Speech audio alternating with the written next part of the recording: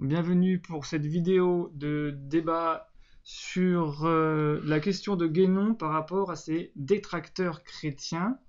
Donc je discute avec des membres du serveur sur Discord que nous avons pu créer récemment.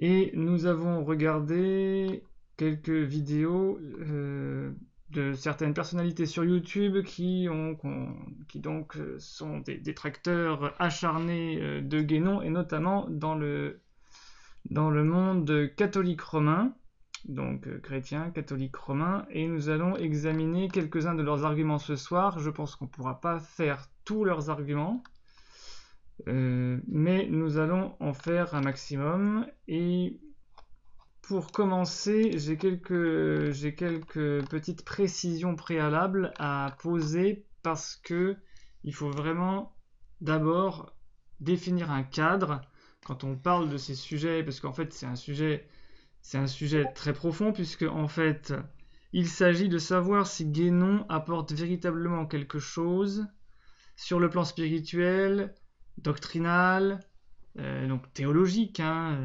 pour des occidentaux, et plus précisément pour des chrétiens. La plupart des occidentaux sont chrétiens, ce qui est normal. Et plusieurs questions se posent, et il est vrai que beaucoup de gens, il existe aujourd'hui un certain nombre de... On peut dire qu'il y a trois catégories de personnes autour de Guénon.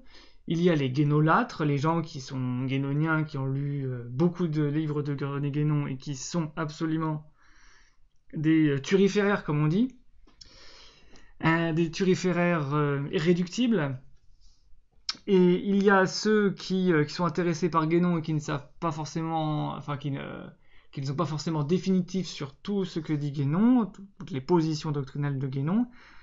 Et puis il y a des anti-guénoniens rabiques. Donc il y a des gens qui sont anti-guénoniens de manière acharnée et passionnée.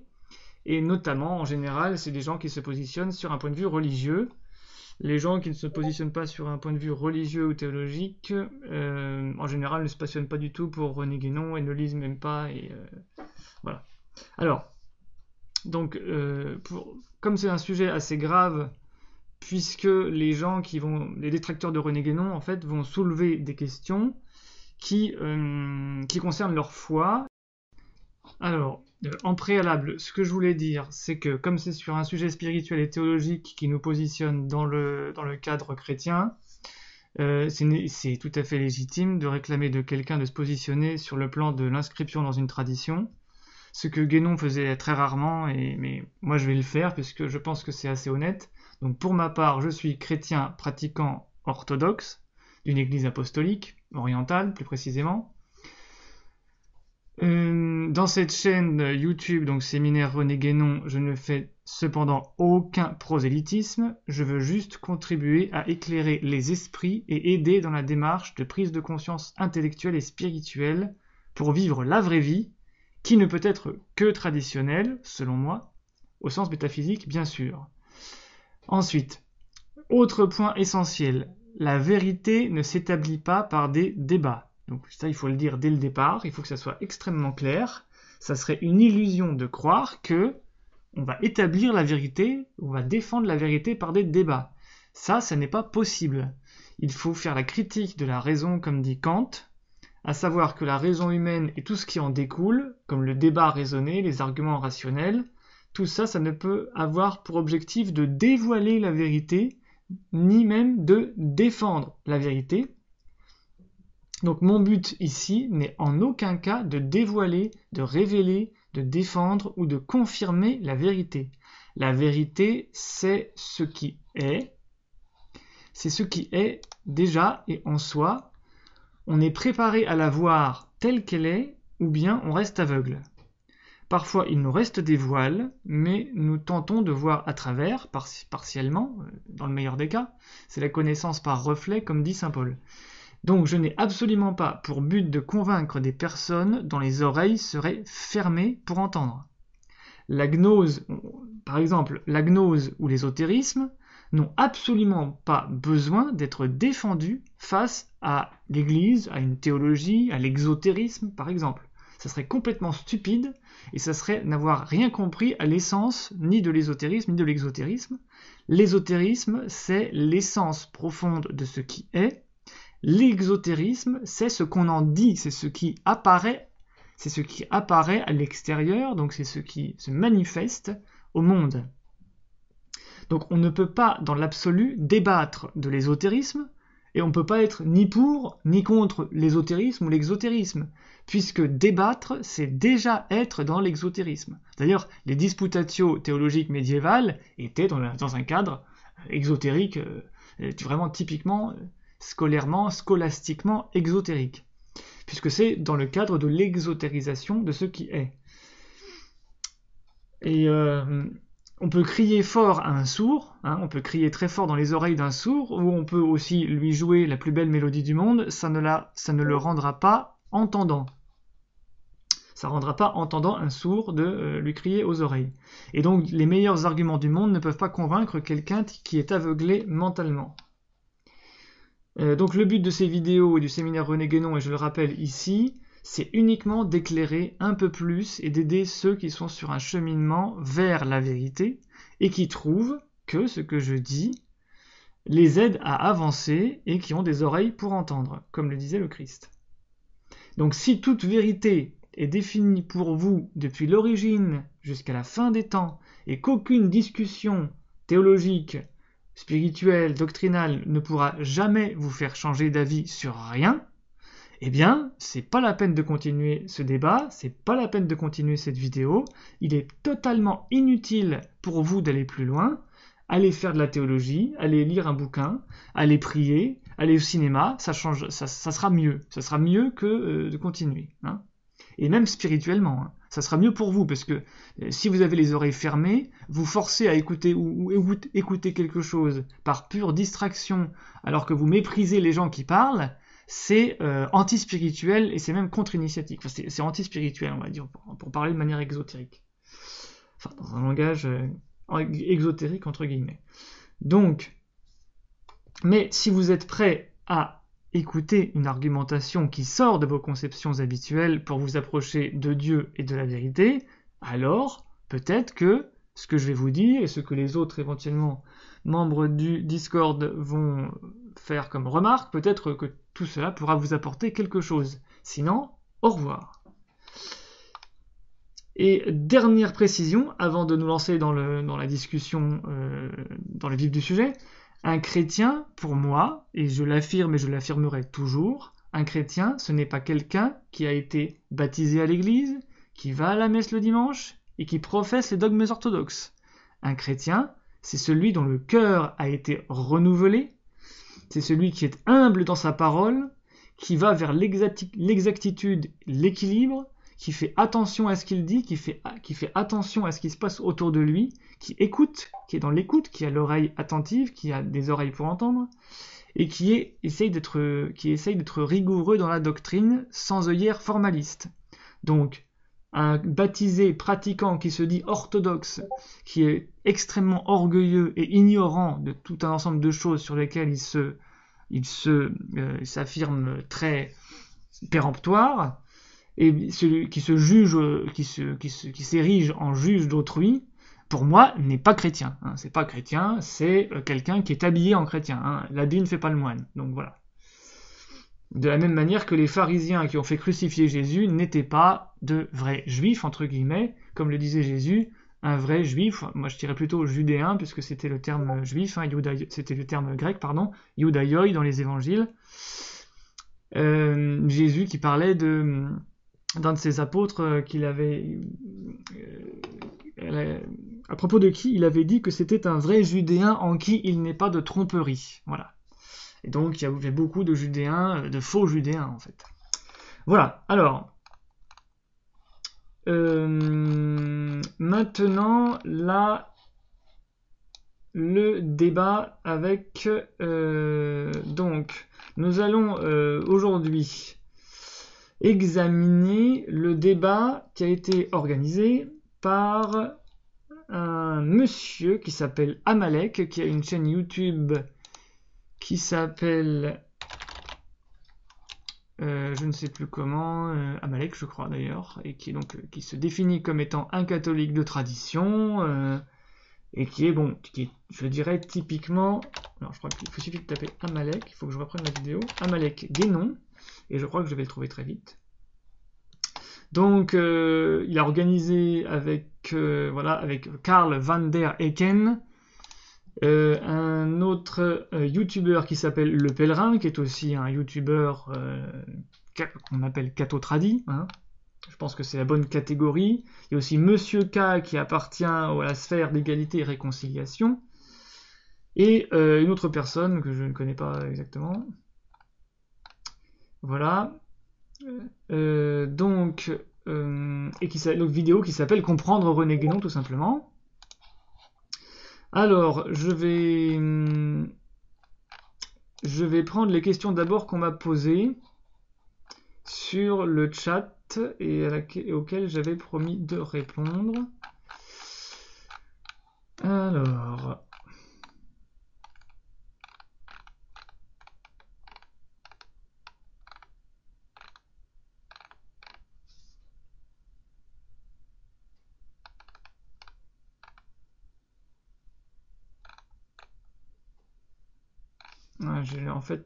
En fait, quelqu'un a posé une question, je ne sais pas où.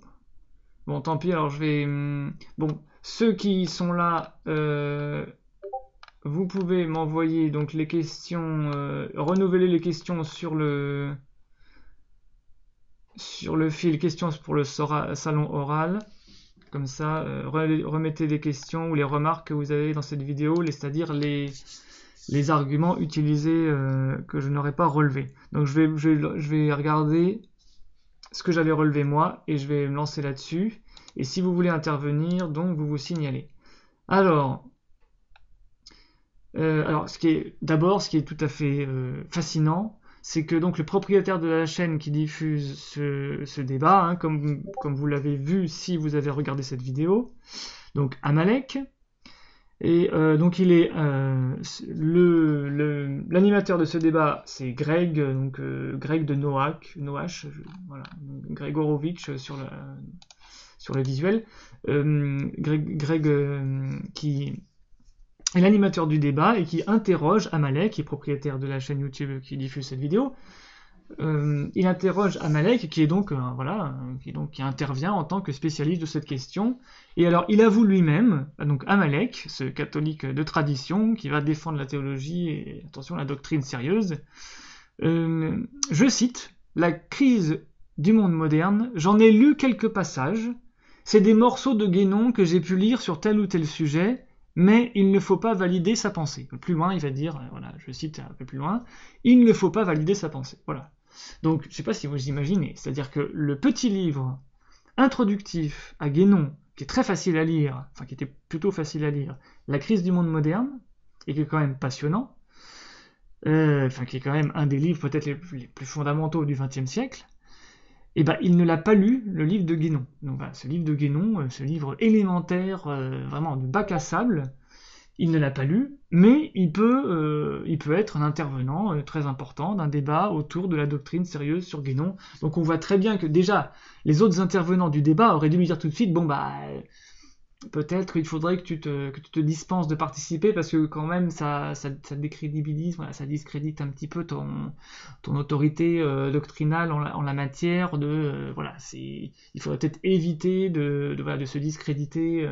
Moi personnellement, si je participe à un colloque ou un débat où j'entends quelqu'un qui parle d'un sujet où il avoue lui-même qu'il a lu quasiment aucun des livres sur lesquels il va parler, je vais dire que là il y a quelque chose qui va pas, quoi. C'est pas possible, hein. Faut quand même dire les choses. Donc là on est quand même dans des propos de comptoir, c'est quand même comique. Alors premier argument de Van der Eken. Est-ce que c'est bien son nom? Oui, Van der Eken. Un des arguments phares, un des détracteurs de Guénon. Le cycle des 4 âges, donc alors opposition à la cyclologie traditionnelle et l'accusation de cosmisme, de naturalisme. Voilà. Le cycle des âges, donc les cycles cosmiques, hein, c'est la doctrine des cycles cosmiques, notamment des 4 âges, âge d'or, âge de fer, âge d'airain et âge de fer. Ce cycle des 4 âges serait cosmique, c'est du naturalisme, donc c'est uniquement cosmique. Voilà, c'est une accusation assez classique. Donc ça serait en gros du paganisme, hein, du naturalisme païen. Voilà, c'est une accusation assez courante chez les théologiens, notamment catholiques romains. Alors, trois réponses. Première réponse, cette doctrine est biblique. Donc cette doctrine est biblique, et d'ailleurs elle est aussi chrétienne. Alors, il y a deux confirmations principales alors, une confirmation formelle pour les cycles de 4 âges, c'est l'image, la statue de la vision du roi dans le livre du prophète Daniel. Il y a le fameux colosse au pied d'argile, est un colosse, une statue, qui a la tête en or, les épaules en argent, le ventre et les cuisses en airain, et les pieds en fer, et le bas des pieds avec du fer mêlé d'argile, voilà. Donc, le prophète Daniel, dans la Bible, a repris le cycle traditionnel qu'on retrouve dans beaucoup de traditions, notamment occidentales, on va dire à partir de la Mésopotamie, hein, c'était, voilà, Mésopotamie, Égypte, Grèce et Rome, avaient la doctrine des 4 âges. Et d'ailleurs, les Indiens d'Amérique avaient aussi la doctrine des 4 âges, mais pas avec le symbolisme des métaux. Vous avez, chez les Dakota, vous avez par exemple un mythe très simple où on nous dit que il y a le bison cosmique qui se tient sur 4 pattes au début des temps, puis sur 3 pattes, puis sur 2 pattes, et il est dit que dans notre époque, le bison n'a plus qu'une patte. Voilà, donc c'est pas compliqué, hein, voilà. Et donc pareil dans la statue du livre de Daniel. La deuxième confirmation biblique, c'est la confirmation de la cyclologie, de la conception cyclique du temps, qui est tout simplement au début du livre de l'Ecclésiaste. Donc c'est une tarte à la crème quand on dit que dans la Bible, c'est le temps linéaire, historique, c'est pas du tout la cyclologie, les cycles c'est du paganisme, etc. Eh bien, il faut peut-être y réfléchir à 2 fois. Donc si je vais reprendre l'Ecclésiaste. J'ai pas pu l'ouvrir avant. Donc il nous est dit, si vous vous rappelez, au début du livre de l'Ecclésiaste, qui est un des livres les plus métaphysiques, voire le plus métaphysique de tout l'Ancien Testament, hein, faut quand même le rappeler. Donc vanité des vanités, tout est vanité, hein, selon la fameuse phrase. Le fameux verset biblique très connu du livre de l'Ecclésiaste. Vanité des vanités, tout est vanité. Ensuite, un verset nous dit le soleil se lève, donc chapitre 1, verset 5, le soleil se lève et le soleil se couche, puis il se retire en son lieu, et là, il se relève, il va vers le midi, puis en son cycle, il tourne vers le nord, et là, je prends la version de la Septante, hein, la version des Septantes, qui est la version canonique pour le christianisme apostolique. Dans son cycle, il tourne vers le nord, hein, et le cycle est le terme utilisé en grec, kukloi, hein, au verset 6 du chapitre 1 de l'Ecclésiaste. Et après, qu'est-ce qu'il est dit ?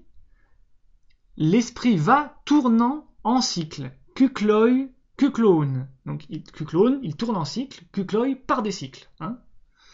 Et il s'agit de l'esprit, c'est-à-dire l'esprit qui travaille qui meut le monde, hein, qui met en mouvement le monde, qui fait mouvoir le monde.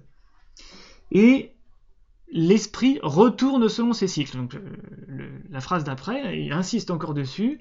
L'esprit retourne selon ses cycles. Epikuklous, aotou epistrefei, topneuma. Donc on voit que dans ce verset, il y a 4 fois le mot cycle, le mot cercle ou cycle en grec, hein, kuklos, 4 fois. Donc c'est pas très compliqué. Et d'ailleurs, dans le verset d'après, il y a une confirmation de cette doctrine avec l'illustration extrêmement simple, puisque Tout le monde sait que dans la Bible, dans l'Ancien Testament, on dit souvent d'ailleurs que les Juifs avaient une conception très matérielle des choses, très pragmatique, hein, ils n'étaient pas très métaphysiciens, en tout cas ils représentaient pas les choses, c'était pas Plotin, quoi, l'Ancien Testament c'est pas Plotin, hein, c'est pas le Parménide de Platon, hein, voilà. Donc comment ils représentent les choses? En utilisant tout simplement des représentations naturelles, et là la représentation naturelle, verset 7, toutes les rivières vont dans la mer, et la mer n'en est pas remplie, au lieu où vont les rivières, là elles retournent pour y aller encore. Donc le verbe epistréphousin, c'est-à-dire retourner, donc le retour. Donc là le mot kuklos n'est pas utilisé, mais on a compris que ce verset, qu'est-ce qu'il désigne? Ce qu'on appelle le cycle de l'eau, hein, le cycle de l'eau tout simplement. Et je termine en reprenant le verset 9, et après la suite du chapitre confirme, mais je vais terminer sur le verset 9 pour montrer théologiquement que la doctrine des cycles est bien biblique et elle est bien judéo-chrétienne, enfin elle est judaïque avant Jésus et elle est chrétienne à partir de Jésus. C'est que, donc le verset 9, qu'est-ce que le passé? La même chose que l'avenir. Et qu'est-ce qui a été fait? La même chose que ce que l'on fera. Or, il n'y a rien de nouveau sous le soleil. Vous connaissez aussi souvent, certainement, cette expression qui se dit régulièrement. C'est une phrase qui vient de l'Ecclésiaste. Il n'y a rien de nouveau sous le soleil. Pourquoi on dit qu'il n'y a rien de nouveau sous le soleil? Parce que tout fonctionne par cycle. Voilà. Et que lorsqu'on connaît les cycles précédents, on sait qu'il ne va rien y avoir de nouveau, puisque c'est des cycles qui vont se reproduire. Alors pas de manière exactement identique, comme l'explique parfaitement René Guénon, mais celui qui connaît les cycles du passé connaît aussi les cycles du futur, puisqu'il va connaître les correspondances et les analogies qui vont lui permettre de savoir à peu près comment les choses vont arriver avec une préscience donc cyclologique. Voilà. Donc voilà pour les cycles. Et donc je suis toujours sur cet argument selon lequel le cycle de 4 âges serait donc cosmique, naturaliste, païen. Et en fait, c'est parfaitement stupide cette accusation de dire que le cycle des 4 âges serait cosmique et donc serait païen, serait du naturalisme. Donc serait hérétique, on va dire, selon la théologie, selon la vraie métaphysique, voilà. Cette remarque est parfaitement ridicule lorsqu'on examine simplement la logique élémentaire et le sens des mots, puisque Dieu, disons que si on reprend les catégories de la théologie catholique romaine ou chrétienne exotérique, enfin la théologie attestée, il y a d'une part Dieu et d'autre part le cosmos, le monde, le cosmos. Hein. Le principe, Dieu, et même le monde spirituel par extension, ne subit pas de cycle. Il est évident que Dieu ne subit pas les cycles, puisque c'est lui qui leur donne leur mouvement. Hein. Donc Dieu ne subit pas de cycle. Ce qui vit selon des cycles, c'est précisément le cosmos. Donc des cycles sont par nature cosmiques, et le cosmos est par nature cyclique. Hein, par nature cyclique. La révolution de la Terre autour du Soleil, les 4 saisons, les constellations qui tournent, la précession des équinoxes, etc. etc. Donc, Guénon parle bien de cycle cosmique. Guénon ne dit pas que Dieu, ou que les anges, ou que fonctionneraient, la Vierge Marie, ou les divinités fonctionneraient eux-mêmes selon des cycles. Ça serait parfaitement stupide. Ce qui est soumis à des fonctionnements cycliques, c'est le cosmos. Donc, par définition, les cycles sont cosmiques. Donc quand Van der Hecken accuse la doctrine des cycles d'être cosmique, c'est ridicule. La doctrine, dire que la doctrine des cycles cosmiques serait du naturalisme, donc hérétique, faux, ce serait comme dire que la métaphysique d'Aristote c'est du matérialisme, sous prétexte qu'Aristote considère la nature comme le lieu d'exercice de la pensée logique. Hein. Donc on sait bien que Aristote est celui qui a appliqué, on va dire, la pensée platonicienne à l'existence de la nature en tant que telle. Et cela ne l'a pas du tout empêché de décrire la métaphysique d'Aristote, qui est bien connue. Et donc dernière remarque à propos de cela, la fameuse accusation de naturalisme de Guénon et des religions non chrétiennes, qui est donc un argument très classique des néo-thomistes par exemple, c'est tout simplement une grossière erreur de concept métaphysique, ou même simplement philosophique, puisque accuser les paganismes entre guillemets et toutes les religions non chrétiennes d'être naturalistes, à partir du moment où elle conçoit quelque chose de métaphysique, de métaphysique, par définition, au-delà de la nature, une tradition ne peut pas, par définition, être naturaliste, c'est-à-dire centrer tout sur la nature. Donc c'est parfaitement stupide. Donc les cycles cosmiques s'appliquent au cosmos, bien évidemment, mais Guénon est aussi un très grand métaphysicien qui reconnaît parfaitement la centralité du principe par rapport à la manifestation. Voilà. Et là, accuser Guénon de mélanger le principe à la manifestation ou Dieu au cosmos, pour parler en termes chrétiens, c'est stupide, c'est une trahison, c'est une calomnie de la part de quelqu'un qui veut donc falsifier la pensée de Guénon ou qui n'a pas lu ses ouvrages, tout simplement. Alors, je vais regarder, est-ce que quelqu'un veut intervenir à ce sujet pour varier?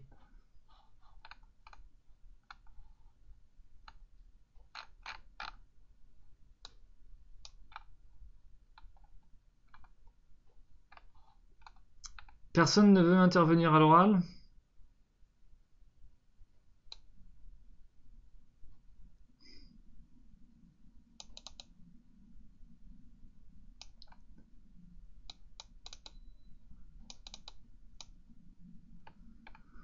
Bon, personne ne veut intervenir à l'oral, donc je suis la vérité incarnée, personne ne veut... Voilà.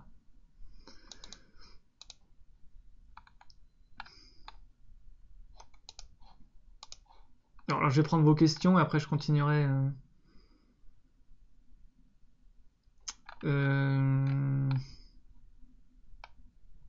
Une des critiques que j'ai le plus entendues sur Guénon des catholiques serait que sa pensée irait contre le dogme de l'Église. Si on est chrétien, on ne peut pas reconnaître que d'autres traditions soient valides en dehors de celles de la révélation chrétienne.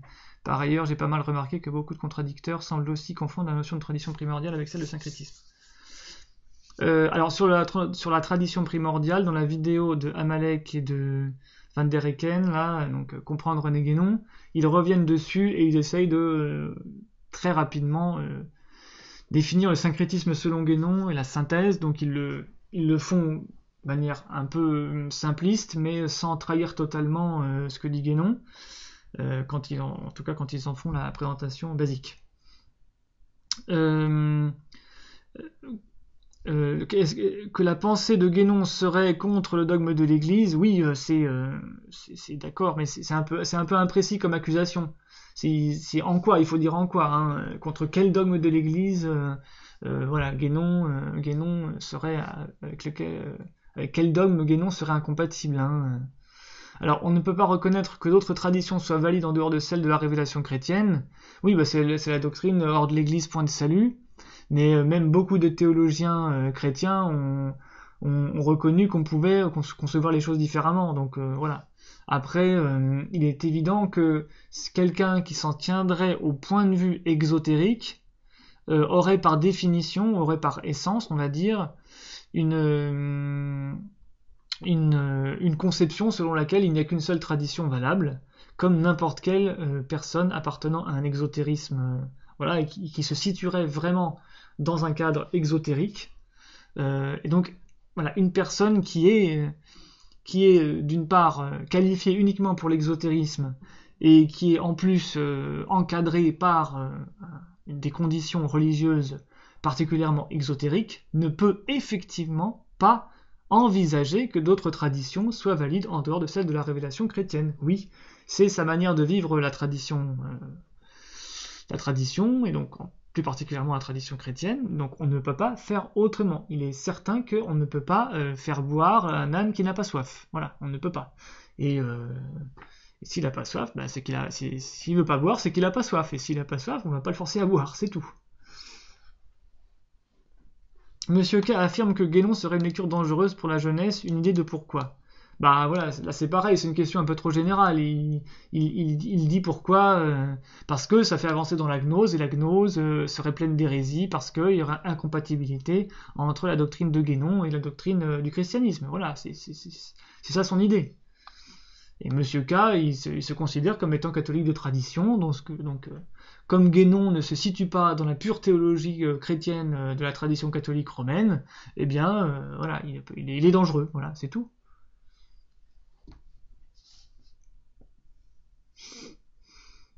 Alors, A7, tu as des remarques, mais bon, c'est pas vraiment des questions.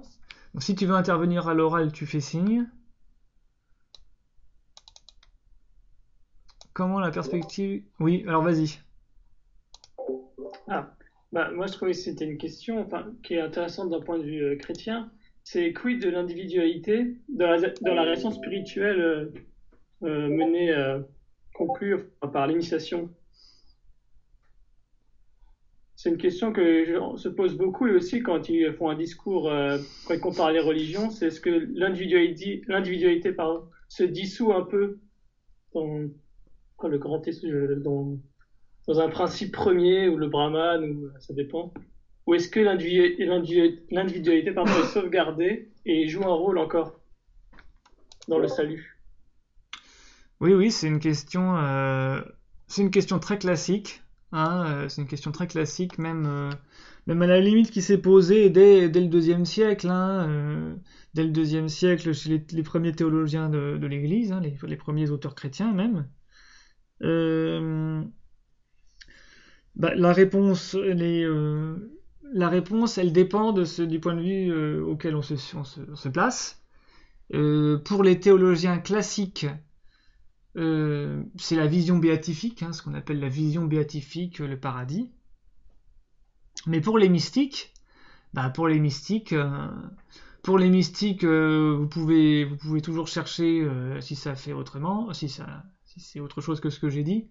Mais pour tous les auteurs mystiques qui traitent de cette question, hein, du devenir de l'individualité dans la perspective du salut ultime, eh bien, il y a toujours l'idée euh, que l'âme, enfin que ce qui reste de l'âme dans dans la, dans le salut final, eh bien, effectivement, se fond en Dieu ou s'unit parfaitement en Dieu.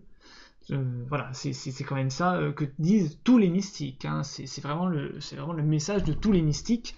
Et d'ailleurs, ce que j'avais prévu de dire plus loin, c'est que tous ces auteurs qui sont anti-guénoniens sont aussi, c'est d'ailleurs très frappant et très significatif, ils sont aussi parfaitement ignorants de tous les auteurs mystiques. Hein. C'est-à-dire qu'ils sont anti-guénoniens et en fait ils sont aussi anti-mystiques. Puisque c'est précisément la mystique chrétienne, hein, même des auteurs chrétiens reconnus dans le christianisme le plus apostolique orthodoxe, qui donne des clés pour comprendre la validité de la doctrine métaphysique de Guénon. Voilà. Sans que, évidemment, vous pouvez pas prendre, je vais pas dire Sainte Thérèse d'Avila confirme tout Guénon. Non, j'ai pas dit ça. Mais Sainte Thérèse d'Avila ou d'autres, hein, ou Maître Eckhart notamment, ont une conception métaphysique qui est exactement celle que propose Guénon dans ce qu'il appelle l'initiation ou la délivrance. Voilà. Mais on pourra y revenir. Il faudrait définir ce qu'on entend chacun derrière les mots qu'on emploie, notamment réalisation spirituelle, Dieu, salut, amour. Le problème, c'est que... alors, oui, on peut faire ça brièvement, mais... alors, réalisation spirituelle, c'est un terme guénonien. Donc, voilà. Réalisation spirituelle, c'est du vocabulaire de Guénon. Ça signifie tout simplement le fait qu'il y a des actualisations, des réalisations dans la démarche spirituelle d'un individu qui est sur un chemin initiatique. Hein, faut forcément qu'il y ait un chemin initiatique pour qu'il y ait une réalisation spirituelle. Donc une réalisation spirituelle, c'est le fait que s'incarne, se réalise, hein, s'effectue dans l'âme un changement, un changement radical, et Guénon dit qu'il doit être définitif. Il y a une marque définitive qui est acquise par l'âme, on va dire, ou par l'individu, sur un chemin initiatique, et donc il ne peut plus descendre de cette réalisation. Voilà. Et la réalisation spirituelle, c'est-à-dire c'est une étape sur le chemin du salut, ou sur le chemin de la délivrance, voilà. Donc tout simplement. Et la réalisation spirituelle ultime, c'est la délivrance. Donc c'est l'identité suprême, pour reprendre un vocabulaire de Guénon, mais il parle aussi de délivrance, qui est un terme de la théologie chrétienne. Hein. Délivrance, c'est un terme de la théologie chrétienne. Le salut et la délivrance, hein, en grec lutrosis ou apolutrosis, qui veut dire délivrance, voilà, et qu'on trouve dans la Bible et chez les théologiens. Dieu, Dieu, on va dire, c'est le principe, ce que Guénon appelle le principe. Alors après, Guénon fait une distinction entre salut et délivrance. Le salut serait encore individuel, c'est-à-dire que c'est l'âme qui est purifiée et sauvée en quelque sorte, qui passe les barrières de la mort, qui conjure la mort, et qui peut ressusciter. Hein.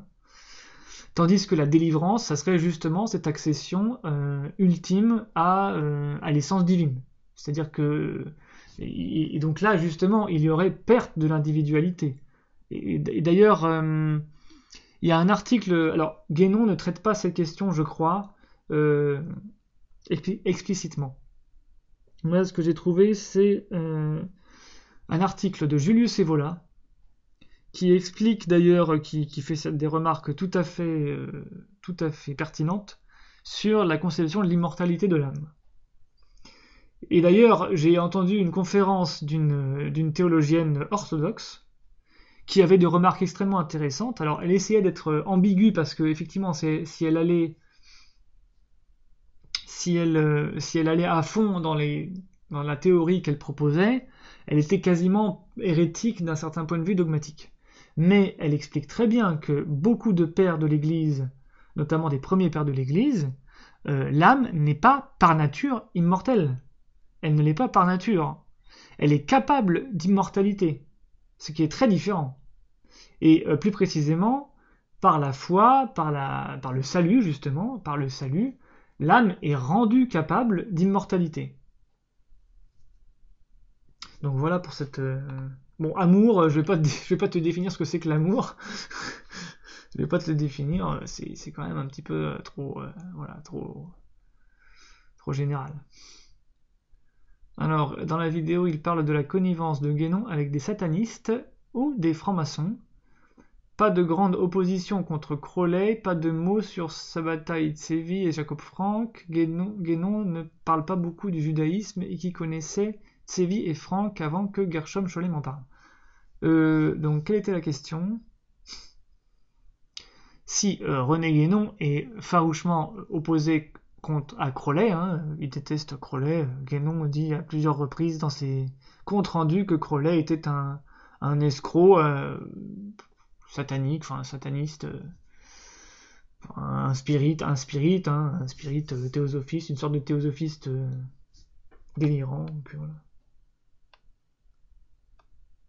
Alors, donc Militia Dei, quel problème avec le paganisme ? Le problème, c'est celui de l'exotérisme judaïque, chrétien et musulman aussi. Hein. Il y a un rejet de ces religions abrahamiques contre tout ce qui est en dehors de la religion, en dehors de la tradition abrahamique stricte.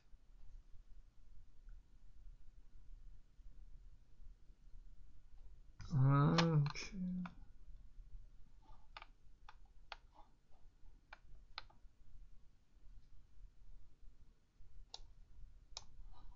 Alors, il n'y a pas d'autres remarques, je crois, donc je vais continuer. Si quelqu'un veut intervenir, qu'il se manifeste. Oui, moi j'ai posté la gnose, c'est le péché originel, vouloir savoir et être Dieu. Qu'est-ce que tu penses de ça? Cette question du péché originel revient souvent par rapport à ceux qui sont opposés à la gnose, notamment dans les milieux catho tradis, quoi. Oui, éteins ton micro si t'as fini, merci. Merci pour ta remarque. Oui, tout à fait. C'est une accusation extrêmement courante, extrêmement typique. En fait, ça remonte effectivement à certains textes gnostiques du IIe siècle, où le fait que Adam et Ève aient mangé le fruit et défendu dans le paradis était donc interdit par l'archonte, et l'archonte qui est une sorte de divinité subalterne qui veut brimer l'homme alors que l'homme veut se libérer de cet archonte qui domine la nature justement pour parvenir à la délivrance et à surmonter l'archonte et à revenir au vrai Dieu qui est supérieur. Voilà. Et en fait, le fruit défendu symboliserait ce désir de désobéir à l'archonte de la nature matérielle pour avoir la connaissance et être comme Dieu justement. Donc ça serait le moyen de la déification.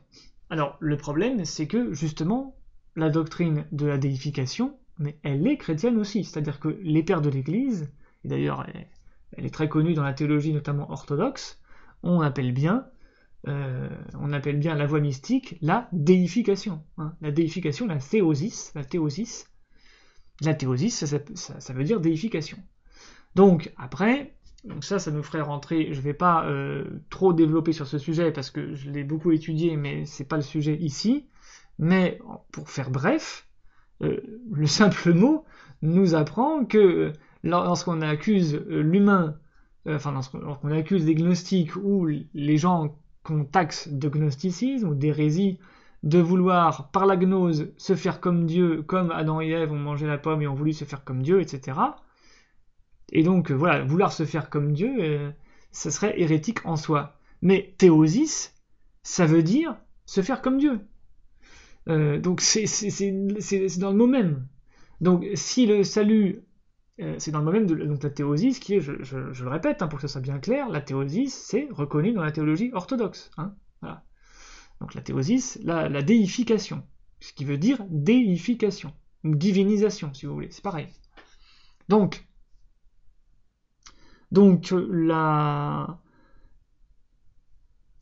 c'est complètement absurde de reprocher l'idée de déification puisqu'elle est inscrite dans la tradition théologique. Et je vais donner un seul petit argument qui est d'ailleurs très connu, qui est la fameuse phrase de saint Athanase d'Alexandrie, qui était d'ailleurs quelqu'un d'assez dogmatique, mais qui avait aussi défendu une certaine conception de la spiritualité, et qui a dit, donc il était contemporain de Nicée, hein, il est du première moitié, milieu du IVe siècle. Et il avait dit cette phrase qui est très connue, Dieu, par le logos, hein, donc par le verbe, la parole de Jean, hein, du prologue de Jean, de l'évangile de Jean, Dieu s'est humanisé, donc c'est fait homme, on dit c'est fait homme, mais littéralement en grec c'est humanisé, ou est devenu un homme, pour que l'homme devienne un dieu, hein, pour que l'homme se divinise. Voilà, pour que l'homme se divinise, hein, littéralement. Hein, c'est ça la phrase d'Athanase. Hein. Dieu s'est fait homme pour que l'homme se fasse Dieu, ou Dieu s'est humanisé pour que l'homme se divinise. Voilà. Donc c'est pas compliqué. Donc, après il y a deux questions, il y a deux possibilités. Soit c'est une hyperbole qui en fait est une fausse promesse, est un vœu pieux qui ne veut en fait rien dire au fond. C'est-à-dire, oui, mais on dit diviniser, c'est juste après la mort être dans les nuages, à boire du vin et à manger des fruits exquis, et à jouer de la harpe pour louer Dieu pour l'éternité, voilà, comme ça. C'est ça être divinisé. Ouais, d'accord. Sauf que diviniser, ça veut dire être Dieu, hein, parce que si diviniser, si la déification, ça ne veut pas dire être Dieu, faut utiliser un autre mot. Parce que faut quand même savoir que au IVe siècle, quand vous étiez un écrivain, un ecclésiastique, un théologien chrétien, les mots que vous les utilisez pas du tout au hasard. C'était des gens extrêmement rigoureux, extrêmement cultivés. C'était des gens qui étaient grecs de culture. Hein. Athanase d'Alexandrie, c'est un grec de culture. Voilà, tous les théologiens, Grégoire de Nazianze, Grégoire de Nice, etc. Après, il y aura Cyril d'Alexandrie aussi. Donc, c'est pas comme aujourd'hui où vous lisez les journaux où les journalistes, même les hommes politiques, et même certains scientifiques et même certains philosophes et certains grands personnages qui parlent dans les médias et qui sont connus ou reconnus, utilisent des termes et ne savent pas du tout ce qu'ils racontent. Ils racontent n'importe quoi, ils utilisent des mots, ils connaissent pas le sens des mots, ils connaissent pas l'étymologie des mots, ils utilisent les mots à tort et à travers. Au IVe siècle, on n'est pas comme ça. Hein. On est quand même dans une humanité qui est largement au-dessus, hein, au niveau de la rigueur des linguistiques et philosophiques et philologiques. Donc, si les pères du IVe siècle ont parlé de théosis, alors il y a un autre terme qui est la énosis, qui est l'unification, justement, l'unification à Dieu. Donc il y a énosis et théosis, donc qui est un thème qu'on va trouver chez donc notamment les pères cappadociens, Grégoire de Nazianze, Grégoire de Nice, Basile de Césarée, et puis après notamment Denis l'Aréopagite, et voilà, et d'autres auteurs orthodoxes, et aussi et puis évidemment Maître Eckhart, hein, à sa manière. Donc s'ils utilisaient ces termes-là, c'est que la déification, c'est une déification. Alors si on voulait juste dire que en fait on devenait un ange et pas plus, voilà, on devient une sorte d'ange qui donc a des ailes, qui peut voler partout, qui est immatériel et qui chante sur des harpes les louanges de Dieu éternellement, tout en n'étant pas du tout Dieu, en restant une créature éternellement. Et ben ils auraient dit angélisation. Ils connaissaient le terme, enfin ils pouvaient créer ce terme, vous voyez. Et on aurait dit angélisation. Mais non, on ne dit pas angélisation, on dit déification. Donc faut bien être clair. Voilà.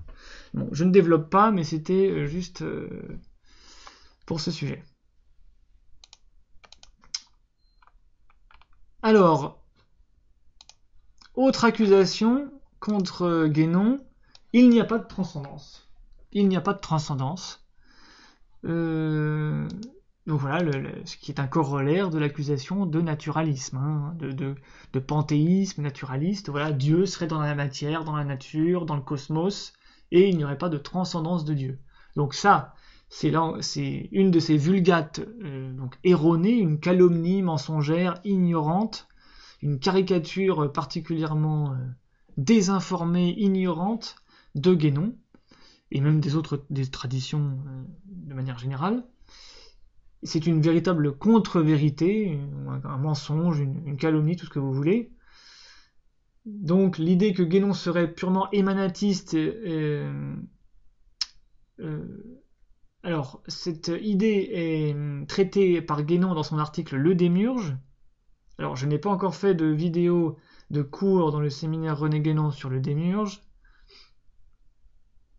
Ce qui est certain, c'est que Guénon ne nie absolument pas la représentation religieuse de la création, mais il signale simplement le fait que la création ex nihilo, la création à partir de rien, est métaphysiquement extrêmement limitée et donc n'est pas pleinement valide sur un plan métaphysique pour envisager les choses de manière exacte et totale. Donc Guénon cible, si vous voulez, le caractère limité, le caractère limitatif de la notion de création ex nihilo conçue comme une doctrine absolue. Et évidemment, il y a une transcendance chez René Guénon, et même René Guénon ne fait que de parler de ça. René Guénon ne parle que de ça, que de la transcendance, puisque par exemple, lorsqu'il parle du suprarationnel, il parle de ce qui est transcendant non seulement à la nature matérielle, mais aussi au déterminisme psychique et à l'âme, à la psychologie, à la mentalité et à la raison humaine. Donc le suprarationnel transcende tout cela. Donc évidemment, la transcendance est même centrale chez Guénon, il en parle à chaque ligne.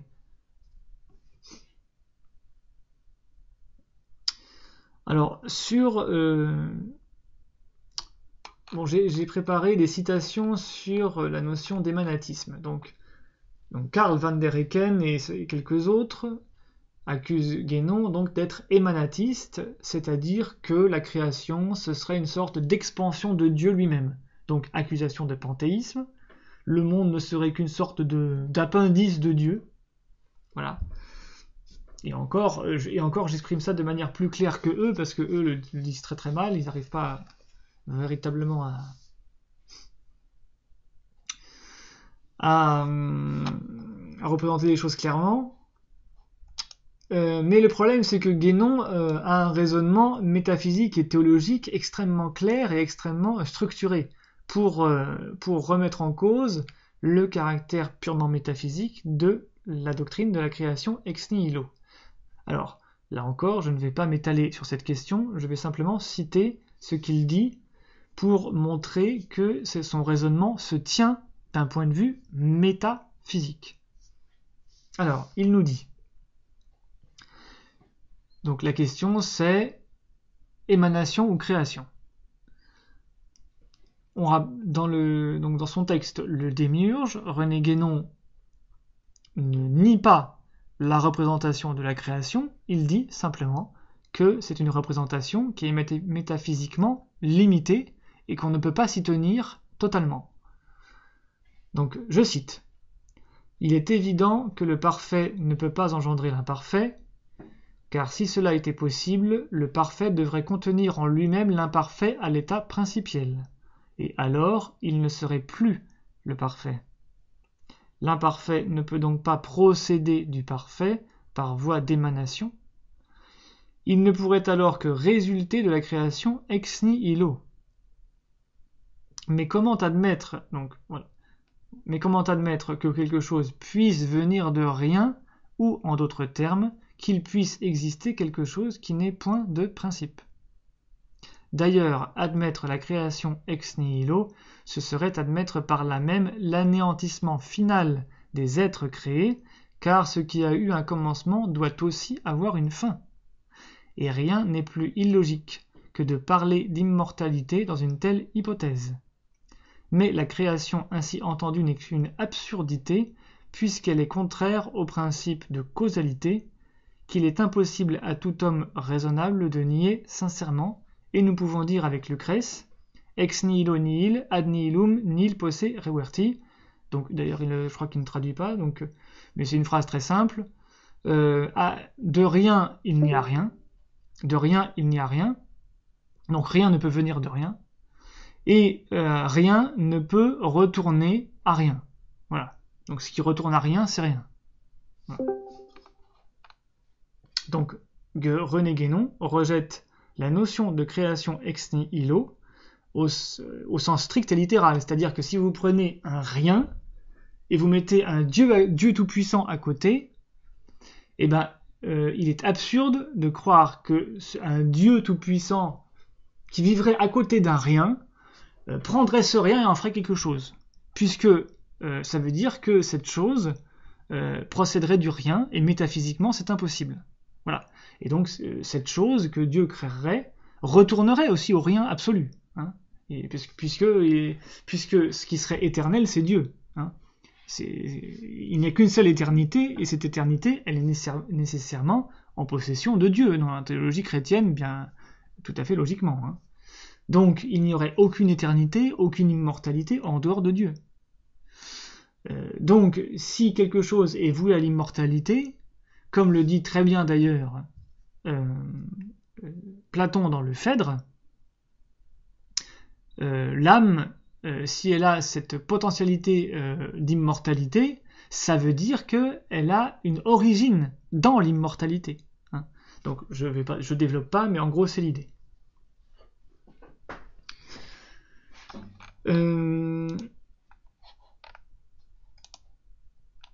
Alors, est-ce que quelqu'un veut bien me relayer pour... J'avais proposé à quelqu'un de lire. Est-ce que quelqu'un veut lire? Tiens, A7, est-ce que tu veux lire? Je mets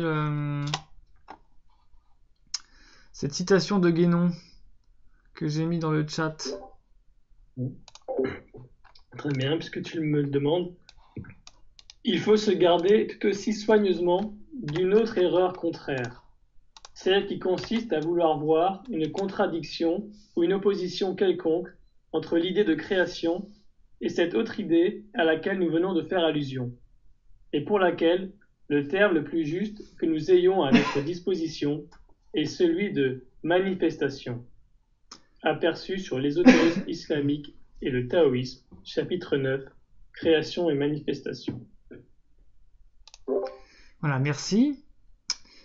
Donc voilà, donc Guénon nie la contradiction entre l'idée de création et l'idée de manifestation. Donc nous avons vu dans la citation précédente que René Guénon ne reprend pas. Alors, en gros, pour schématiser les choses, c'est un peu compliqué, mais en fait, on peut schématiser les choses. Il y a 3 possibilités. Il y a la création, l'émanation et la manifestation. Donc, René Guénon rejette l'émanation au sens où une chose sortirait de Dieu pour vivre en dehors de Dieu, enfin en dehors du principe. Guénon appelle ça le principe. Justement, c'est pas le vocabulaire théologique, donc c'est une autre représentation. Bon, mais René Guénon, on l'accuse d'émanatisme, de l'émanatisme gnostique, qui est lui-même très mal compris et qui d'ailleurs n'est pas connu par ces gens-là, mais c'est pas grave. Donc Guénon conçoit l'émanatisme comme étant une sortie du principe, une sortie du principe. Or René Guénon rejette cette idée de sortie du principe, élément que évidemment ses détracteurs ne reprennent pas. Donc il tronque la doctrine de Guénon pour pouvoir la réfuter, ce qui est évidemment calomniateur et invalide comme raisonnement, déjà d'un point de vue technique. Donc ensuite, il y a la création, qui est la représentation de l'apparition du monde dans les religions abrahamiques notamment, mais même aussi les religions païennes décrivent la création. Vous lisez les mythes grecs, il y a plein de mythes de création. Prométhée, Épiméthée qui crée l'homme, etc. Voilà, il y a plein de mythes de création. Dans l'hindouisme aussi, il y a des dieux créateurs, voilà, qui... Et puis il y a donc la manifestation. Donc René Guénon utilise de préférence pour représenter la naissance, l'apparition du monde, il utilise de préférence la notion de manifestation, qui est donc un terme métaphysique, qui se distingue d'émanation, puisque en fait l'émanation c'est une sortie du principe, tandis que la manifestation c'est justement une expansion, mais c'est une expansion manifestatoire, si on peut dire, une expansion qui manifeste le principe. Et tandis que la création serait justement ce qu'on appelle le paradigme, le modèle du démiurge qui crée un objet en dehors de lui. Voilà. Donc, émanation, c'est un objet qui sort de l'être primitif, qui serait Dieu. Donc, quelque chose sort de Dieu pour vivre sa vie en dehors de Dieu. Voilà. Émanation. René Guénon réfute cette conception. Ensuite, la création. Dieu serait un fabricant qui fabrique à partir de rien un objet en dehors de lui, et objet qui vivrait sa propre vie en dehors de Dieu. Voilà. Et René Guénon, d'un point de vue métaphysique, rejette aussi cette conception comme étant métaphysiquement limitée, sans pour autant qu'elle soit totalement à rejeter, puisqu'elle est la représentation la plus courante dans les mythes religieux. Et donc, René Guénon choisit la notion de manifestation. Pourquoi ? Eh bien, justement, là encore, je vais pas développer énormément, il y aurait beaucoup à dire, évidemment, c'est une question métaphysique très profonde et très, très élevée, mais en gros, la notion de manifestation correspond à une vision métaphysique de type ésotérique, c'est-à-dire, ou de type mystique, pour parler en termes chrétiens, c'est-à-dire que est-ce que le monde est quelque chose qui est intégralement et ontologiquement distinct de Dieu, qui est le principe de tout? Si oui, ça voudrait dire que le monde appartient à une essence distincte de Dieu. Or, d'un point de vue métaphysique, il ne peut y avoir qu'une seule essence de tout, une seule essence ultime. Il faut que tout se réduise bien à une seule essence ultime. Qui est d'ailleurs, ce qui devrait être d'ailleurs le principe du monothéisme. Donc, la manifestation est la solution conceptuelle, métaphysique de René Guénon pour expliquer l'apparition du monde par rapport au principe qu'on appelle Dieu dans les religions. Voilà. Je ne développe pas, mais... Alors, on va prendre un autre texte de Guénon. Est-ce que A7, tu veux là encore nous le lire, s'il te plaît? Ok. L'idée d'émanation est proprement celle d'une sortie, mais la manifestation ne doit en aucune façon être envisagée ainsi, car rien ne peut réellement sortir du principe. Si quelque chose en sortait, le principe, dès lors, ne pourrait plus être infini, et il se trouverait limité par le fait même de la manifestation. La vérité est que, hors du principe, il n'y a et il ne peut y avoir que le néant. Si même on voulait considérer l'émanation, non par rapport au principe suprême et infini, mais seulement par rapport à l'être, principe immédiat de la manifestation, ce terme donnerait encore lieu à une objection qui, pour être autre que la précédente, n'est pas moins décisive. Si les êtres sortaient de l'être pour se manifester, on ne pourrait pas dire qu'ils sont réellement des êtres. Ils seraient proprement dépourvus de toute existence. Merci.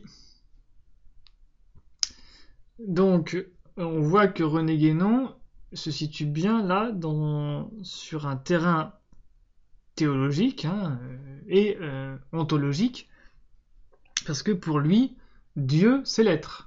Il ne peut pas en être autrement. Ce que les religions appellent Dieu, c'est l'être.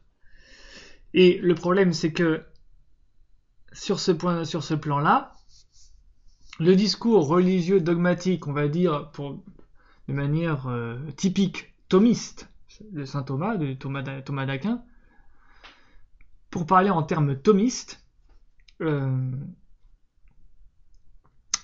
problème, c'est que en réalité, là encore, je ne vais pas développer, on pourrait beaucoup développer, je ne vais pas beaucoup développer, c'est juste pour résumer la question. En gros, la théologie catholique romaine, notamment et particulièrement thomiste, tout simplement, ne traite pas vraiment de la métaphysique de l'être. Voilà, de l'origine de l'être. C'est-à-dire que il y a le donné de la révélation qui est Dieu crée le monde comme dans la Genèse, qui est interprété de manière plus ou moins littérale. On considère que la création est un moment où les 2 premiers chapitres de la Genèse sont pris au sens littéral. Donc Dieu crée la nature à partir de rien et crée le monde à partir de rien. Donc, en gros, la solution choisie par le thomisme et en gros par à peu près tous les théologiens exotériques, non mystiques, c'est que on ne se pose pas la question de comment est venu le monde parce qu'il est venu par la création, point. Voilà. En gros, c'est ça. C'est un donné révélé.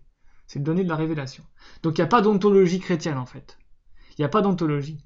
Et donc ça empêche les théologiens chrétiens de s'interroger sur le rapport entre Dieu et l'être. Tandis que Guénon, lui, il n'a pas cette barrière. Lui, Guénon dit, l'être ne peut être que Dieu et Dieu ne peut être que l'être. Voilà. Tandis que les théologiens chrétiens, ils vont dire Dieu, oui, Dieu est l'être, mais la création est l'être. Donc il y a 2 essences. Il y a 2 essences. Donc c'est un dualisme. Voilà. C'est un dualisme. Parce que si vous dites que la création, en quelque sorte, provient d'un néant qui a toujours existé, puisqu'il faut toujours qu'il ait existé, Dieu n'a pas créé un néant en dehors de lui avant de faire de ce néant la création, ex nihilo, de ce néant. Voilà. Puisque tout simplement, pourquoi il n'a pas fait ça? Parce qu'un néant, on ne peut pas le créer. C'est pas compliqué. Un néant, on ne peut pas le créer.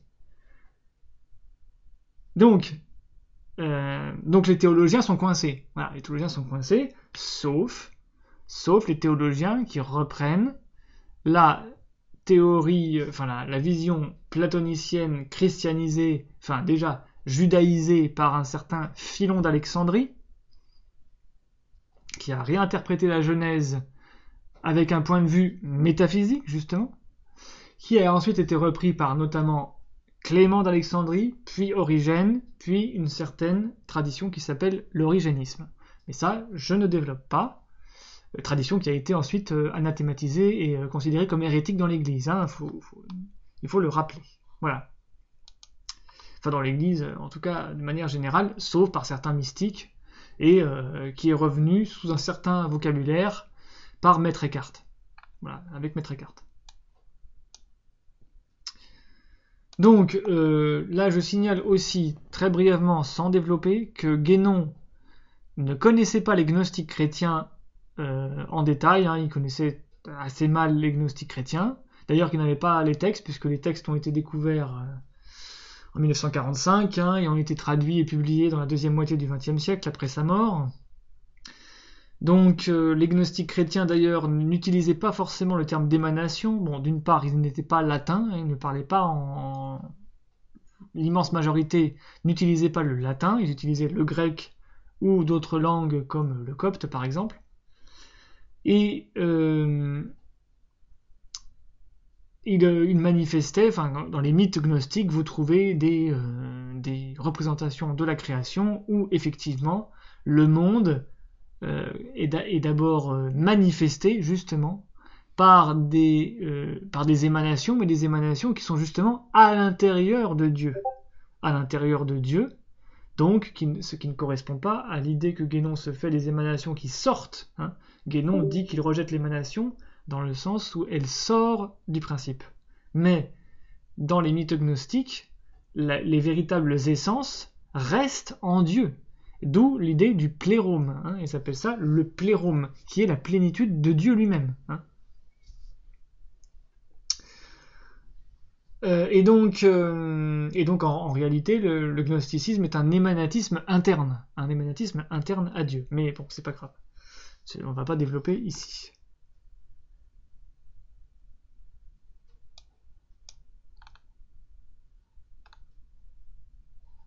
Alors, dernier point, là encore, je n'ai pas développé évidemment cette question qui est très vaste, très profonde, très problématique chez plein de théologiens. Mais, comme je vous l'ai dit, pour résumer, il y a la notion de création, ex nihilo, la notion d'émanation et la notion de manifestation. Chacune de ces trois notions a des avantages et des inconvénients. Donc, la notion de création, elle anthropomorphise Dieu, puisqu'elle fait de Dieu une sorte d'artisan, mais d'artisan qui ne créerait pas un objet à partir d'un autre objet, d'un matériau, il va créer à partir de rien.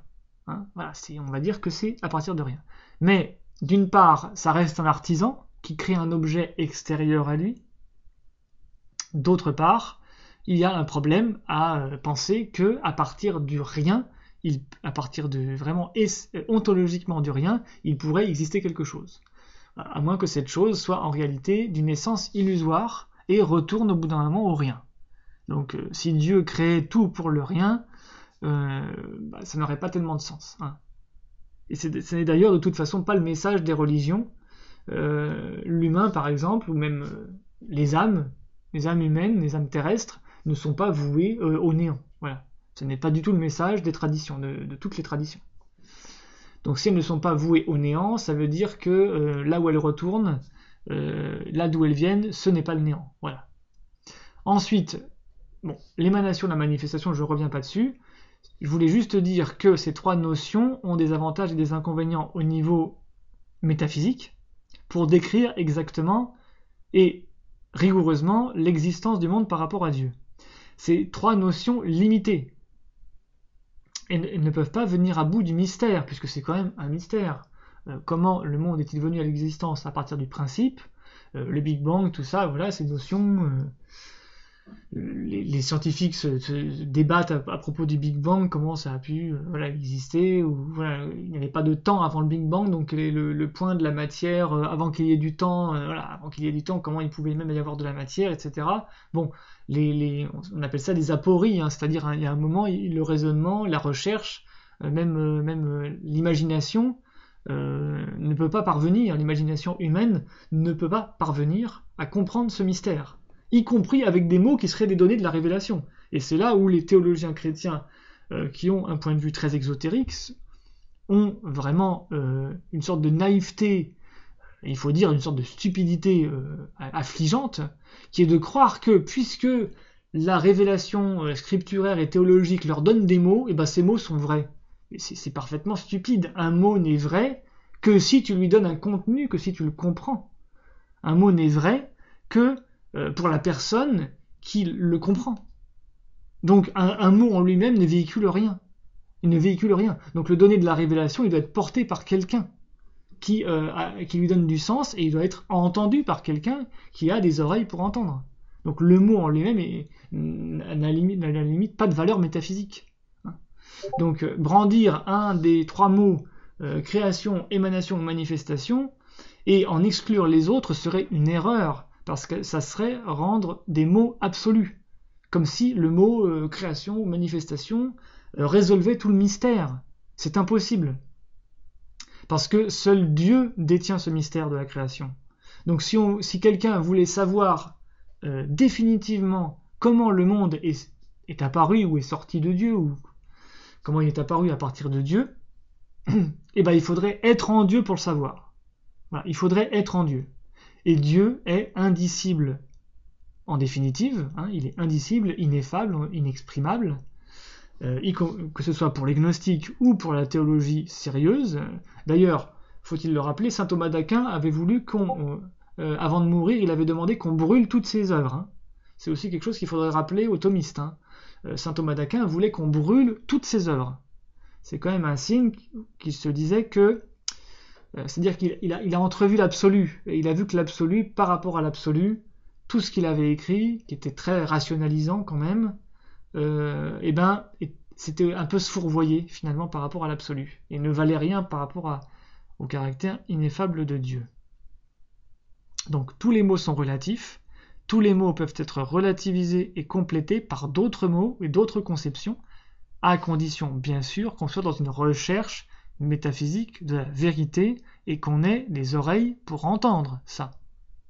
Donc, comme toujours, c'est la mystique apophatique, donc la fameuse apophase, le fameux apophatisme, c'est la mystique apophatique et sa vérité absolue qui impose l'humilité et de relativiser tout ce qui ne peut être que relatif.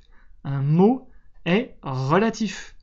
Et un mot, même tiré de ce qu'on appelle le donné révélé, que ce soit de l'écriture, les dogmes, le credo, les théologiens, les conciles, les canons des conciles, tout ça est relatif par rapport à Dieu. C'est-à-dire que la vérité, elle n'est pas à 100% dans un mot du dogme.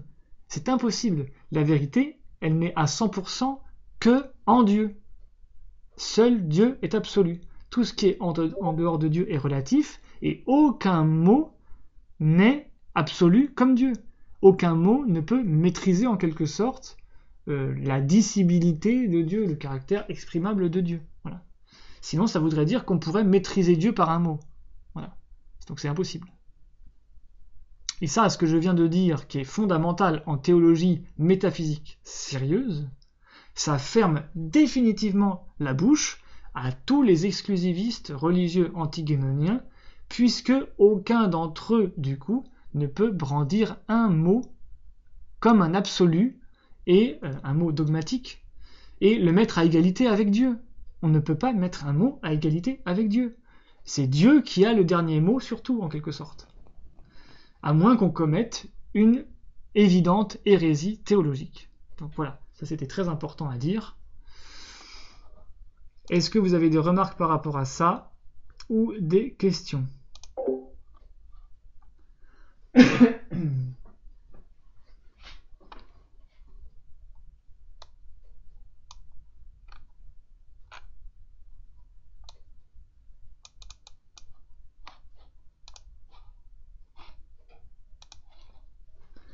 Est-ce que je peux me permettre de faire une remarque Oui, je t'écoute. par rapport à ce qui a été dit sur la vérité? C'est parce qu'en fait, c'est vrai que dans les milieux catholiques, on brandit un peu saint Thomas d'Aquin et son œuvre comme une vérité un peu absolue, entre guillemets. Et c'est intéressant ce que tu as dit parce que ça remet les choses dans son contexte. Et ça permet, c'est d'ailleurs souvent ces personnes qui brandissent saint Thomas d'Aquin comme un absolu, qui sont très souvent anti-guénoniens. Et ce que tu as dit, ça permet de clarifier certaines choses et voilà, enfin, c'est juste pour rebondir. Bah oui, merci, oui, c'est ça. Je l'ai dit pour ça, pour cette raison-là, précisément.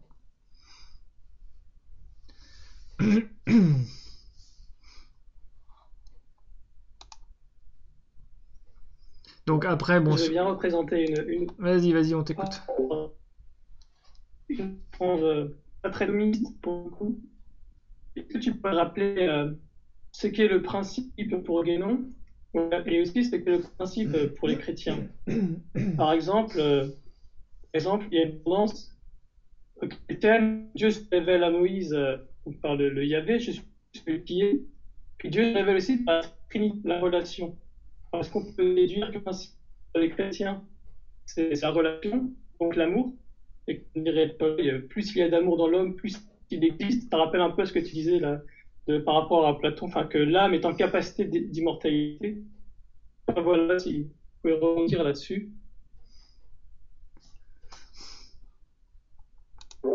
Alors, t'as des problèmes un petit peu de son, donc j'ai un peu compris, mais est-ce que tu pourrais résumer soit à l'écrit, plutôt à l'écrit, parce qu'apparemment ta connexion elle fait il y a des saccades. Ouais, coupe ton micro. Ouais, coupe ton micro aussi. Voilà, merci. Excusez-moi. Ouais, ton son coupe et il y a un petit. Il y a un saccadement métallique à ton... Voilà, c'est pour ça vient de ta connexion peut-être. Alors, tu as parlé du Dieu et du principe. Là. Comme je l'ai dit, la notion de... Voilà, le principe. Le principe, c'est la manière pour Guénon de désigner Dieu, mais avec une perspective métaphysique. Parce que Dieu, évidemment, dans les religions, par exemple le christianisme, il est quand même conçu, a priori, toujours, et globalement, comme anthropomorphique. Dieu, il est une personne, on s'adresse à lui, Dieu pense, Dieu parle, Dieu agit, Dieu nous guérit, Dieu nous aide, etc. Donc, quelqu'un qui aide, qui parle, qui agit, qui guérit, etc., qui aide, c'est un être humain. Hein. Donc, Dieu est anthropomorphisé par cette représentation-là. Donc, les mythes religieux, enfin les textes sacrés, comme la Bible, représentent Dieu très largement comme étant une sorte d'être humain, voilà, le vieillard à barbe blanche dans les nuages, mais finalement, on est obligé de passer par là. Donc c'est le dieu des armées, hein, le Seigneur Sabaoth dans l'Ancien Testament, qui est en quelque sorte le chef d'armée. Dieu est notre chef d'armée, voilà. Ou on dit aussi l'ancien des jours, et on le représente sur un trône, donc voilà, il est sur un trône, qu'est-ce qui est sur un trône? C'est un homme, hein, c'est un roi, donc c'est anthropomorphisé. Donc beaucoup de conceptions religieuses sont anthropomorphiques. Donc, Guénon, c'est bien tout ça. Alors, dans sa jeunesse, Guénon était extrêmement anti-Ancien Testament. Hein. C'était le côté... il était dans des groupes de jeunes ésotéristes qui étaient vraiment contre le Dieu anthropomorphique des religions. Puis après, il a compris que le point de vue métaphysique n'excluait pas le point de vue religieux. Ça a été une de ses révélations personnelles les plus importantes d'ailleurs. Hein. Donc, parler de principe, c'est la manière pour Guénon de parler de Dieu en théologie. Et le principe, c'est la source de l'être. Donc alors c'est la source de l'être, et en même temps, ce dans quoi se retrouve et ce de quoi procède tout ce qui est. C'est-à-dire qu'on ne peut pas sortir du principe pour Guénon. On ne peut pas sortir du principe. Si on sort du principe, on sort de l'être. Et pour les chrétiens, ce qu'est le principe pour les chrétiens, tu lis le Nouveau Testament, puis tu lis le credo, et tu vois ce qu'est le principe pour les chrétiens. D'ailleurs, on peut remarquer que dans le credo et dans chez les théologiens, c'est le Père qui est la source, qui est la source de la vie. Hein, on dit que le Fils procède du Père, pareil, il est engendré du Père, et on dit aussi que l'Esprit procède du Père, dans l'orthodoxie notamment. Hein. L'Esprit procède du Père. Donc tout provient du Père, et qu'est-ce que c'est que le Père? C'est une hypostase d'une personne. Hein, le Père est une personne, sinon on ne l'appellerait pas le Père. Donc c'est une personne qui est anthropomorphisée d'une manière ou d'une autre, hein, puisque un père c'est un être humain, hein, donc c'est représenté sous la forme d'un être humain. Donc on voit bien que la religion utilise des métaphores en fait. La religion est une suite de métaphores sur le principe. Mais parce que si on dit le principe, c'est tellement éthéré, c'est tellement vaporeux comme concept, que pour transmettre une tradition, des récits, ils ont besoin du langage symbolique. Donc l'anthropomorphisation de Dieu dans les religions procède du langage symbolique qui est nécessaire dans la transmission de la doctrine. Voilà. Donc on peut interpréter parfaitement tous les mythes chrétiens avec la métaphysique de Guénon. Mais tout dépend de la manière dont on interprète. Alors, on peut par exemple interpréter la Genèse avec l'idée que la création est une manifestation du principe. Voilà, on peut. Mais par contre, si vous voulez prendre tout au pied de la lettre, si vous voulez être littéraliste, et bien effectivement, vous allez considérer que le monde est une sorte d'objet créé par Dieu en dehors de Dieu. Voilà. Ce qui est impossible pour Guénon, puisque Dieu est l'être, et que tout ce qui est ne peut pas sortir de l'être. C'est impossible. Ontologiquement.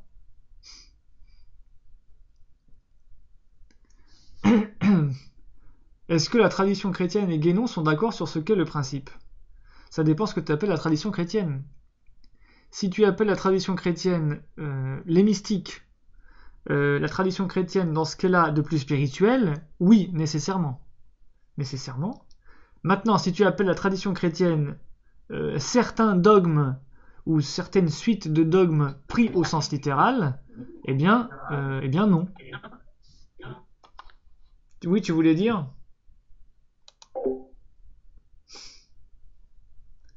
Tu as allumé ton micro? Ouais. J'ai pas fait, mais c'est providentiel. Le principe de la tradition chrétienne, c'est la Trinité. Oui, mais la Trinité est encore une autre question. J'en ai parlé un petit peu, mais c'est une autre question. C'est vrai, mais en fait, si j'insiste là-dessus, c'est parce que je trouve qu'il y a une question. C'est que c'est pas pareil, je trouve, de dire que le principe, c'est le tout, c'est le drama, etc. Et dire que le principe, c'est la relation. C'est ce qui fait l'unicité des hypostases de la Trinité. On t'entend vraiment très mal, c'est affreux, hein, c'est affreux, on n'entend rien, on comprend rien. Donc je pense qu'il faut que tu écrives et que tu vois pour la prochaine fois comment améliorer ta connexion, ou en tout cas faut faire des tests avant, je sais pas. L'autre jour on a parlé, je crois, et puis voilà, sur...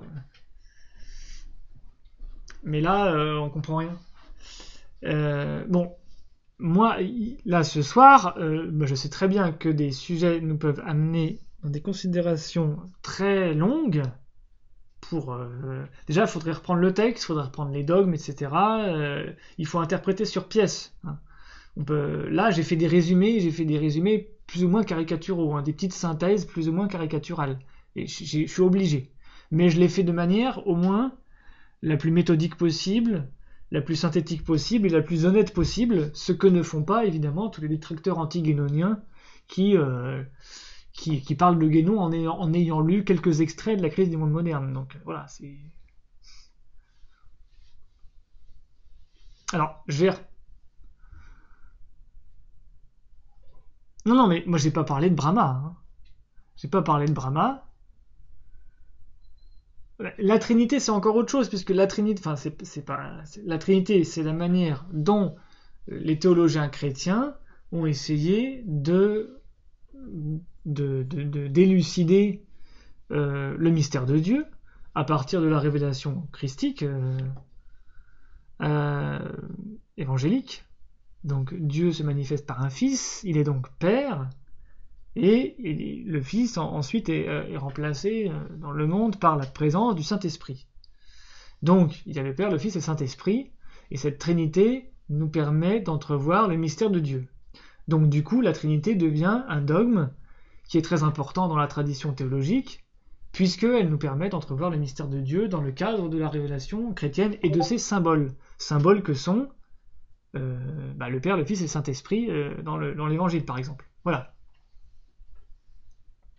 Mais il ne faudrait pas essayer de combiner la Trinité avec Brahma, ou non, ça marche pas. C'est des représentations différentes.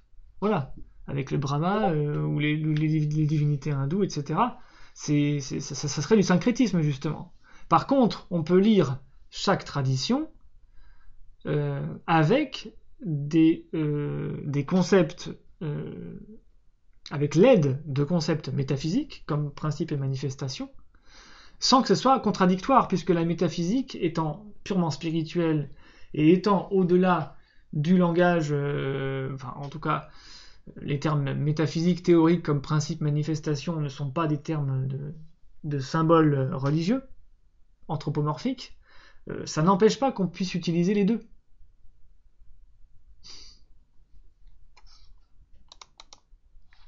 Alors, je vais prendre la question que m'avait posée Abel. Et puis peut-être qu'on va terminer dans pas longtemps, parce que ça fait déjà un peu long.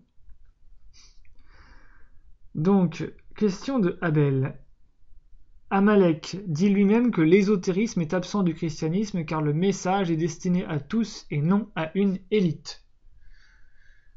Eh bien, donc c'est là encore une vulgate, hein, c'est une tarte à la crème catholique, j'ai envie de dire, enfin catholique romaine. Hein. On rappelle que le terme catholique est utilisé de manière extrêmement caricaturale dans l'usage, puisqu'il faudrait dire romain, hein, catholique romain, parce que toutes les églises chrétiennes sont catholiques. Donc, l'idée que l'ésotérisme serait absent du christianisme est une tarte à la crème. Hein. Donc, pour faire court, là encore, il y a des phrases du Christ lui-même qui sont extrêmement claires. Hein. Vous avez un chapitre de l'Évangile selon saint Marc où Jésus dit explicitement, il y a un épisode où les apôtres disent à Jésus « Pourquoi parles-tu toujours en parabole ? Pourquoi enseignes-tu toujours en parabole quand il y a la foule ?» Et Jésus répond « À vous le royaume des cieux est donné, mais à ceux du dehors, tout est exprimé en parabole, afin que, voyant, ils ne voient pas, et qu'entendant, ils n'entendent pas, et que, en reprenant une parole d'Isaïe, du prophète Isaïe, voilà, c'est cette phrase, afin que, entendant, ils n'entendent pas, et que, voyant, ils ne voient pas, et de peur qu'ils ne se retournent, et que je ne les guérisse. Voilà. C'est Dieu qui parle dans Isaïe. Voilà. Donc, autrement dit, ceux du dehors sont... Jésus sait que ceux du dehors, et qui n'entreront pas, et qui ne sauront pas entrer dans l'ésotérisme, l'intériorité, resteront à l'extérieur du message, et donc la parabole restera en quelque sorte cryptée et incompréhensible pour eux. Alors, c'est pas une question de clé de décodage, simplement de gymnastique intellectuelle pour comprendre la parabole. Hein. Évidemment, il y a là autre chose qu'une simple petite gymnastique intellectuelle, c'est pas une énigme Rubik's Cube ou petite énigme de devinette en soirée. Hein. Donc c'est pas ça les paraboles. Mais quand même, il est évident que les paraboles de Jésus emploient un langage symbolique et que ce langage symbolique était destiné à manifester à l'extérieur une doctrine qui ne serait décryptée en profondeur que par une élite, que par des gens qualifiés, et que Jésus dit lui-même que ceux qui ne comprendront pas et qui resteront à l'extérieur ne seront pas sauvés. Voilà. Afin qu'ils ne voient pas, qu'ils n'entendent pas, autrement dit qu'ils ne comprennent pas ce que je raconte, et qu'ils ne soient pas guéris par mes paroles. Et Et donc il y a plusieurs phrases de ce genre dans les évangiles, hein, plusieurs phrases de ce genre, où Jésus utilise un langage qui est volontairement crypté. Et en ce qui concerne la tradition patristique, là encore, la tradition de Clément d'Alexandrie et d'Origène défend tout simplement l'ésotérisme. Hein. On trouve pas le terme ésotérique ou ésotérisme en tant que tel chez les pères de l'Église, mais chez Clément d'Alexandrie, Origène et quelques autres, on trouve l'idée de mystère transmis à un petit nombre de chrétiens avancés dans la foi et dans la contemplation mystique, justement. Donc la mystique, le mystère, le fait qu'il faut être initié et qualifié pour atteindre des degrés de contemplation supérieurs. Ça, c'est chez la tradition alexandrine, Clément d'Alexandrie, Origène et certains autres.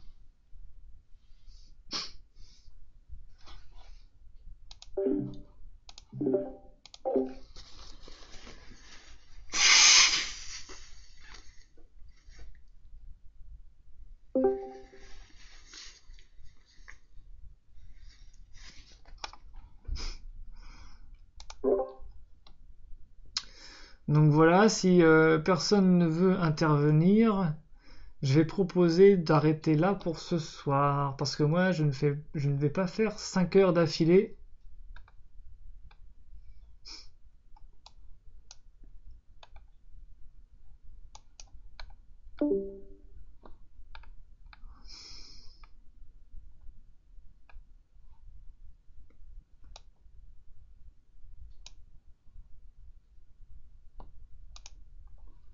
Donc on continuera la prochaine fois.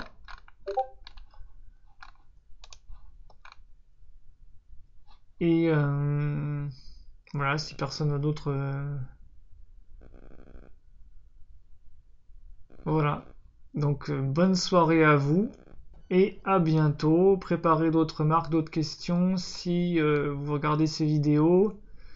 Donc la vidéo de comprendre René Guénon de la chaîne qui s'appelle Amalek quelque chose. Vous cherchez, de toute façon vous cherchez Amalek A-M-A-L-E-K Guénon sur YouTube et vous trouvez tout de suite la vidéo qui dure 3 heures hein, d'ailleurs. Donc aujourd'hui j'ai pas traité tout mais on en fera d'autres.